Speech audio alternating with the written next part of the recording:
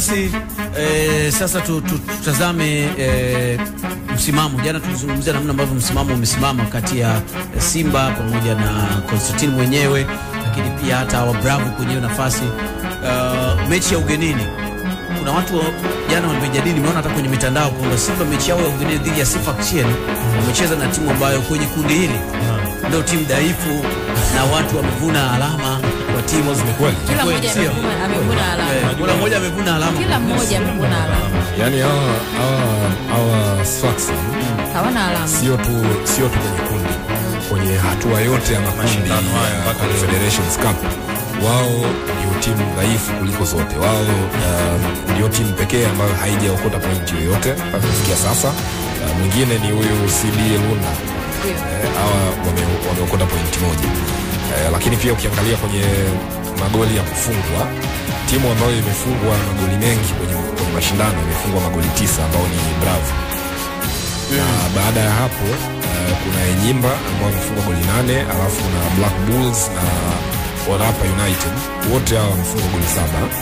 Alafu ndio unakuja unamkuta na Sfaxien kafungwa goli 7. Kwa hiyo ni udhaifu wao unaweza kuutazama namna hiyo kwamba ndio maana wamefukuza hata kocha. na ukiangalia pia kwenye games za ligi kabla ya mechi ya marudiano na Simba wametoka kunyolewa kwenye mechi 5 straight.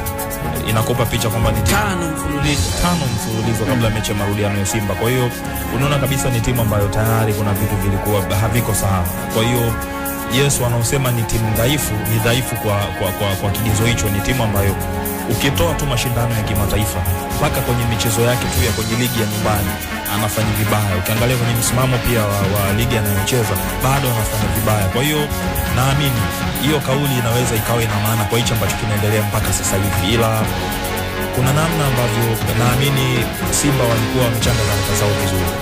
Yaani haijalishi atakuja kucheza na nani, mtu yote unacheza naye unatakiwa unapata alama. Kwa hiyo Simba yeye anafanikisha hiyo kazi ambayo anatakiwa kuifanya na ameondoka na alama. Kwa hiyo mechi ya Simba dhidi ya Bravos naamini ni mechi nyingine ngumu kwa Simba. Yaani inabidi wafanye kazi ya ziada kwa sababu Fadlu anasema wanahitaji alama moja. Hiyo alama moja haiwezi kupatikana kama watu tutakuwa msimama kiwanjani.